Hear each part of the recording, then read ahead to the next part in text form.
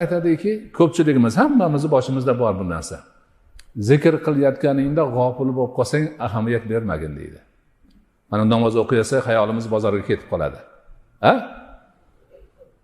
Allohning zikrini qilyapsak, qandaydir yana tirikchilikning bir narsalari xayolga kelib, keyin to'xta, nima qilyotgandim deb qoladi odam. Zikr qilaman dedim, bozorda yuribman. Bu bo'lmaydi. Zikrni qilganda juda nima? Yo'q, mayli, qilaver deydi. G'ofil degani Allohning zikrini unutgan odam.